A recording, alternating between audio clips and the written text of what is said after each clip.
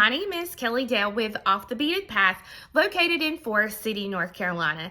Thanks so much for joining me today for a new video where I'm going to be showing you how to make a quick and simple Kumihimo braid out of leather. Now, in the, winter, I guess you would call it, of 2021, right before Christmas, I did the Jesse James Bead Workshop. Now, if you've never done that, I highly recommend doing one of their workshops. They have another one coming up in the spring, so you can look up Jesse James Beads and get all the info there. But in the workshop, Katie Hacker taught a really simple and cute Kumihimo braid. And it's one of those things, I guess I'm a better teacher than I am a student, because I didn't pay attention fully to one step that she said, and I came out with a different kind of braid. So it was totally a happy accident. I was really happy with it, so I decided to go ahead and show you guys my happy accident so that you could add this to your gift-giving box. Now, this would make a great gift even for Valentine's Day that's coming up. You could do it in some pretty pinks or reds or whatever, and it's going to be a lot of fun. So here's what you're going to need for the project. You're going to need some glue end caps. These are what I'm going to use today is a 4.4 millimeter. I've got this, I believe, in gold and stainless steel. They are in my web store at offthebeadedpathbeadstore.com. You're also going to need some 2 millimeter leather. Now, I'm going to be using the Leather Cord USA leather. And here's how you're going to figure out the length of leather that you're going to need. So what you're going to do, it takes 4 strands of leather to make one bracelet. So you're going to take the finished size of the bracelet. So let's say you want a 7-inch bracelet. I'm going to double that length to 14 inches. And then I'm going to add 1 more inch. So that's 15 inches. So I would want 4 pieces of leather that are 15 inches long each. That way it doesn't give me a ton of leftover leather to basically waste. So that's a very easy way to come up with how much leather you need. You need to double the finished length that you want, whether it be a bracelet or a necklace, and then add about an extra inch to that. That'll give you a good kind of idea. Along with the end cap and the leather, you're also going to need some glue. You can use E6000 or a product called Loctite, or any other glue that you have that'll glue a leather to a metal. The Loctite's really nice because it's a quick dry leather, it's a quick dry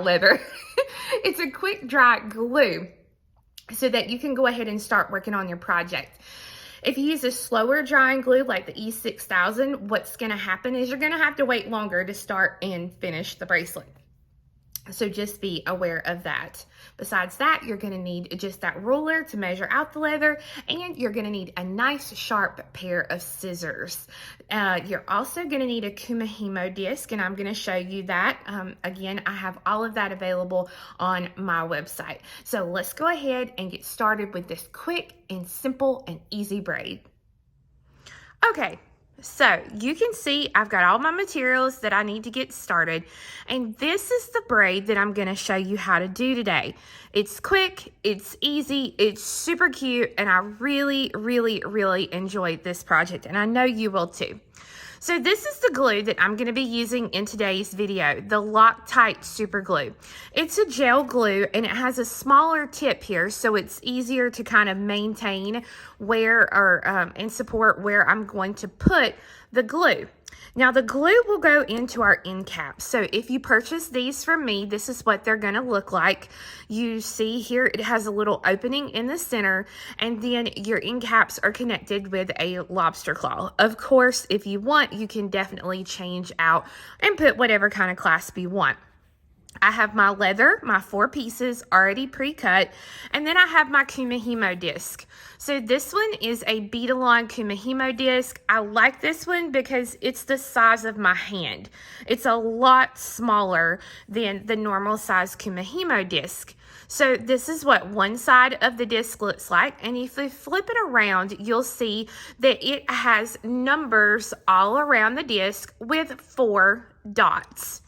For our project today, we are only going to worry about those 4 dots, and that's it. So this is the only materials that we're gonna need to get started.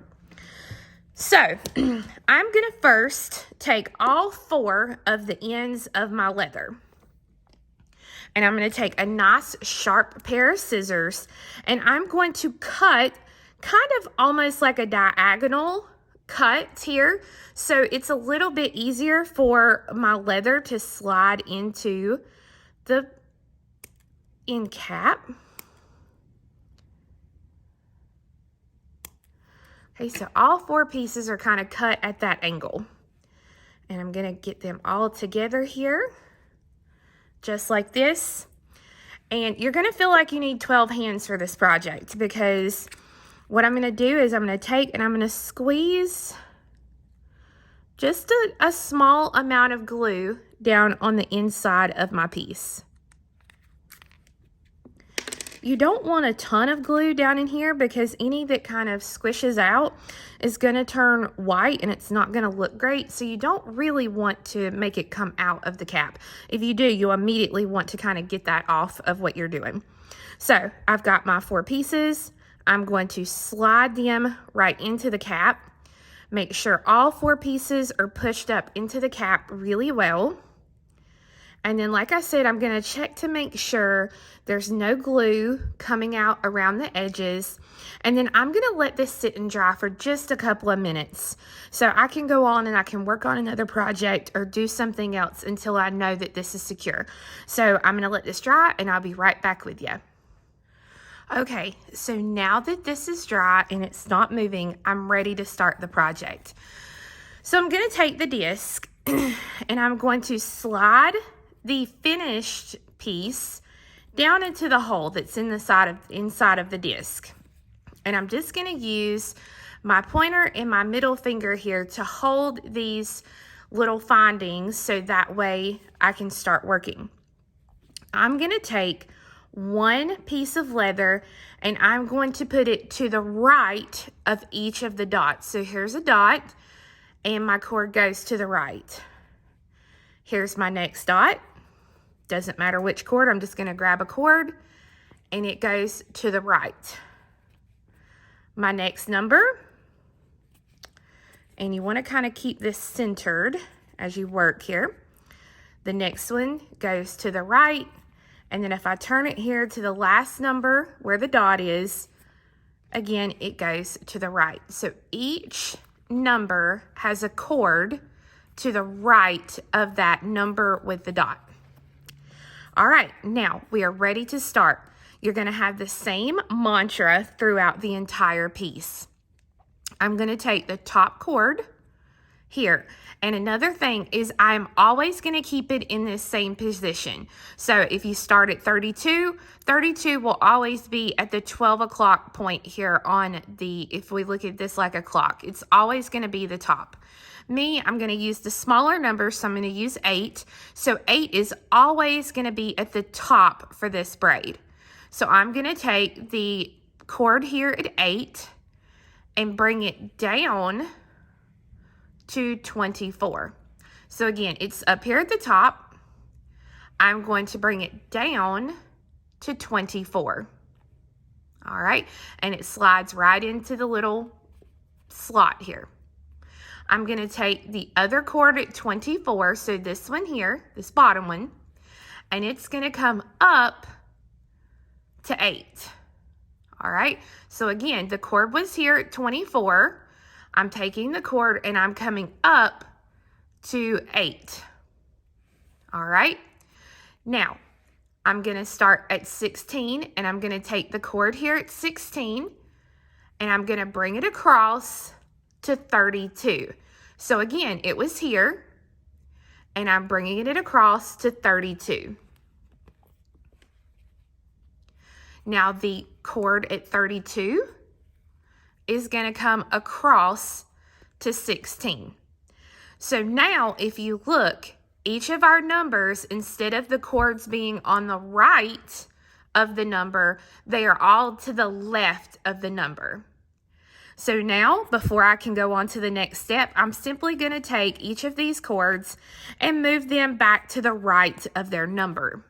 You can already see I've got a twist going here on the inside. So, like I said, repetitive all the way through. The 8 comes down to 24. The 24 comes up to 8. You can see I've got a spiral going here. Now 16 comes across to 32. And 32 comes across to 16. So I have 2 separated spirals, and I'm going to kind of push them down, making sure to pull everything kind of tight down here. Before I move on, I have to move each of these cords back to the right.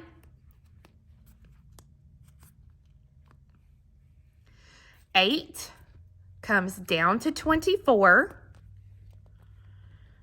24 comes up to 8. 16 comes across to 32. And 32 comes across to 16. To get into position, I move each cord back to the right of the dots. 8 comes down to 24. 24 comes up to 8. 16 comes across to 32. And 32 comes across to 16. And I go ahead and I move each of these back to the right of the dot. So I already have a cool twisted braid going on here. Now, let's say if I drop this or if I have to walk away, the good thing is I remember that I always start at 8 because that is where, if I finish the round completely before I set it down, I always know because I started at 8 that that's always going to be at the top. So again, 8 comes down to 24. 24 comes up to 8. 16 across to 32. And 32 across to 16. And again, I move each of these. Now, your hand, the hand that you are holding with, whether it be your right or your left hand, is going to get sore trying to hold this. Tension is important. You can see here, I've got a really cool braid going on, but that tension is really important to keep everything pulled down. Some people find it easy to put a weight on here, or like a Kumihimo weight or something heavier, so that way everything kind of pulls down without you having to do it. You'll notice, you'll see me kind of take my thumb and push down every once in a while, and that's what I'm doing. So again, I'm just going to continue on.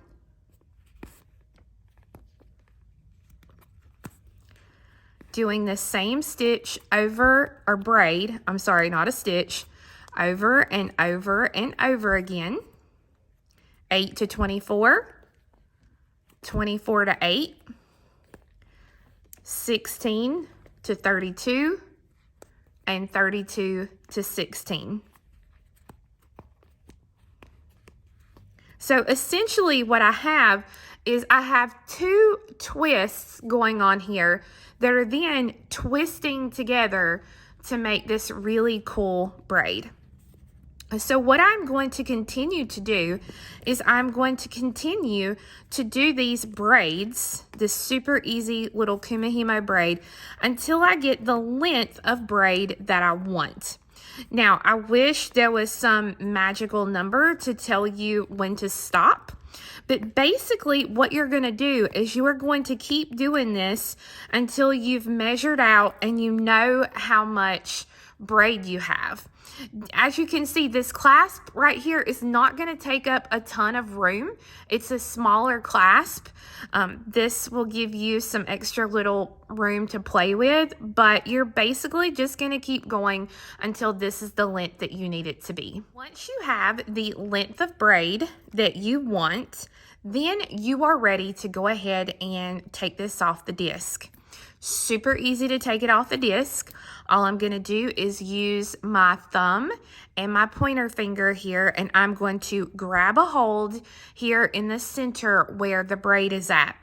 Then I'm simply going to lift off my 4 cords here and slide them out of the little loop. So this, now you can lay next to a ruler. You can put this around your arm. Whatever you want to do, whatever is easiest for you here to figure out. Now, if it is too big, simply unbraid a little bit to get to the size you need. If it's too small, well, there's no putting it back onto the disc at this point. So you pretty much would have to just unbraid and start over. But I mean, literally, this took me less than 10 minutes to braid. So it's not a huge deal if you have to unbraid it. So what I'm going to do now is I'm going to take a nice sharp pair of scissors and I'm going to cut all 4 strands so that this is all that I had.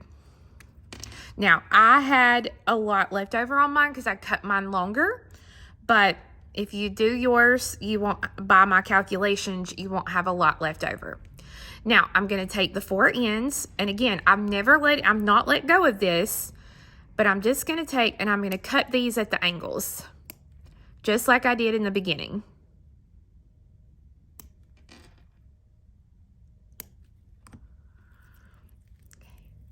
I'm going to go ahead and take this other end cap off, get all 4 pieces together here,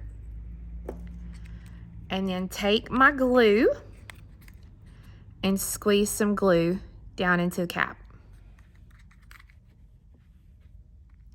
Make sure to always get the top back good on your glue. And then this is where I'm going to take all 4 pieces and I'm going to slide them into the cap.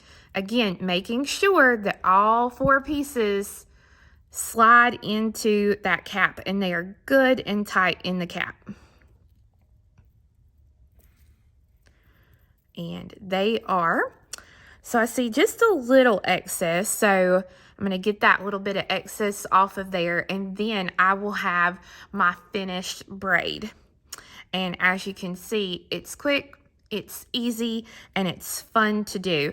I can literally make, I think, 3 of these in like a 30-minute period.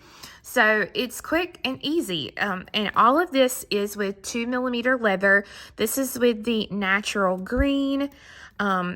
I can't remember exactly which one of the pinks this is, but then this is the truly teal, and it just makes for such a nice bracelet that any gender can wear. You can, if like Katie Hacker, what she did was she took and she did some charms to dangle on hers, and you can definitely do that. You can put a beaded bead or a bead, if it's got a large enough hole, can slide on there, or you can just kind of use your beading awl to lift up a piece of the leather, and you can even dangle charms from some of the pieces of leather. So you have lots of options as to what to do once you get it done if you don't want just the plain braid. So guys, I hope you enjoyed learning how to make this quick and easy braid. Like I said, it's a great project to add to your 2022 gift box, gifts that you are going to give throughout the year or at the holidays, because it's quick, it's easy, and it's relatively inexpensive to make. I do sell the end caps and the leather on my website at offthebeadedpathbeadstore.com. And just as a reminder, you can use any size leather for the project. But if you use anything besides the 2mm, what you would need to do is braid up a little bit of the piece so that you can measure the diameter to know what size end caps that you are going to need for your leather or your satin cording or whatever you choose to use. So again, thanks so much for joining me, and we'll see you again next time. Bye-bye.